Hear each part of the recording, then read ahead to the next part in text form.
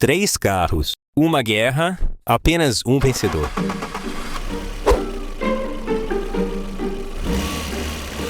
Estamos em meados dos anos 90 e o Fiat Palio, o Corsa da GM e o Gol da Volkswagen estão prestes a se enfrentar. Essa história começa nos anos 80, numa época de alta inflação no Brasil. Os carros brasileiros eram ineficientes e caros, a ponto de um certo presidente chegar a dizer: os carros do Brasil são uma carroça. Durante a década de 80, o Brasil era um país extremamente fechado. As montadoras Volkswagen, Fiat, GM e Ford não tinham concorrência. Podiam vender o que quisessem, pelo preço que quisessem. O Fusca, um projeto dos anos 30, ainda era vendido como novo nos anos 80. Mas em 1990, o governo Collor abriu as importações. De repente, o brasileiro viu nas ruas algo que só conhecia de filme: Honda Civic, Toyota, Corolla, BMW. O dinheiro da família brasileira começava a render mais após a derrota do dragão da inflação, e um novo padrão de vida emergia. As montadoras ouviram, e em 1995 a resposta chegou. O primeiro a responder foi a Fiat, e a resposta tinha nome: Palio. Lançado em 1996, mas desenvolvido desde 1992, o Palio não era apenas um carro novo, era uma declaração de guerra. A Fiat olhou para o Uno, que vendia bem, mas era projeto dos anos 80, e decidiu: não vamos fazer um upgrade, vamos criar algo do zero. O projeto chamava-se Projeto 178, e o objetivo era ambicioso: criar um carro mundial que pudesse ser vendido no Brasil, na Argentina, na Polônia, no Egito. O design foi revolucionário para os padrões brasileiros. Linhas arredondadas numa época em que tudo era quadrado. Faróis integrados. Para-choques na cor do carro. Parece básico hoje, mas em 1995, isso era coisa de carro importado. O Palio estreou com um motor 1.0 de 61 cavalos, mas também trouxe opções de 1.5 e 1.6 com até 90 cavalos. Pela primeira vez, um carro popular podia ter motor de carro médio. E o preço? O Palio 1.0 custava cerca de R$ 11.500.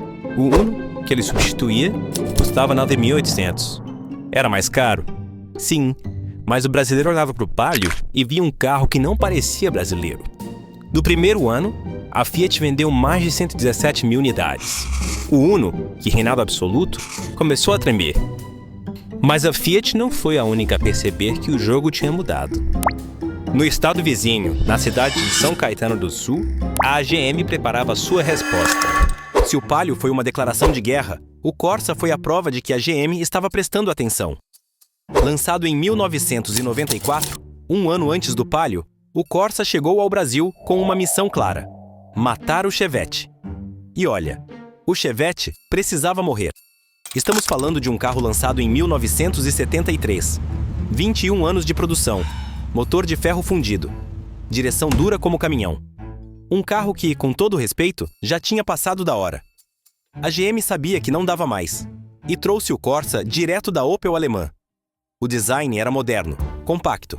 Motor 1.0 de 50 cavalos, ou 1.4 de 60 cavalos, com injeção eletrônica de série. Algo raro no Brasil na época. Mas o grande diferencial do Corsa não era só técnico, era estratégico. A GM fez algo inteligente. Criou versões para todo tipo de bolso. Wind, Super, GLS. Do básico ao quase luxo. Quer ar-condicionado e direção hidráulica num carro popular? O Corsa GLS tinha. Quer só um carro para ir e voltar do trabalho? O Corsa Wind era o mais barato do Brasil. Esse posicionamento funcionou. Em 1995, o Corsa vendeu mais de 118 mil unidades. Mas a GM não contava com um detalhe: a Volkswagen não ia ficar parada. Rida, desse jeito não dá. Há muita cobrança da torcida, a imprensa está me pressionando muito. Você vai ter que sair do gol. 1,95 m e você fica plantado no gol? Assim não dá. Nem no treino, pô. Sai do gol, Dida. motor 1.6 ou 1.8, direção hidráulica, antena no teto, e ainda vidro elétrico e ar-condicionado como opcionais. Você também não vai querer sair de um Gol como esse. Se tem uma montadora que entende o Brasil, é a Volkswagen. E em 1995, ela provou isso mais uma vez. Enquanto Fiat e GM lançavam carros novos, a Volks fez diferente. Olhou para o Gol, seu campeão de vendas desde 1987, e disse: vamos melhorar o que já funciona. O resultado foi o Gol Bolinha, a terceira geração do modelo. E aqui vai mais uma verdade que pouca gente fala. O Gol não era o carro mais moderno de 1995. Não era o mais bonito, nem o mais potente. Mas era o mais brasileiro. A Volkswagen entendia que o brasileiro médio não queria um carro importado. Queria um carro que ele conhecia, que o mecânico da esquina soubesse mexer, que tinha peça em qualquer lugar. O novo Gol trouxe o design arredondado, seguindo a tendência da época, mas manteve o que funcionava. Motor AP, suspensão conhecida, manutenção barata. E, crucialmente, custava menos que Palio e Corsa. O Gol 1.0 saía por cerca de R$ 10.200. O Palio 1.0, R$ 11.500. O Corsa Wind, R$ 10.800. Diferença pequena? Talvez, mas em 1995, R$ 1.000 era muito dinheiro. O resultado? O Gol continuou líder absoluto em vendas. Em 1995, foram mais de 287 mil unidades. Lição? Às vezes, a melhor inovação é conhecer seu cliente.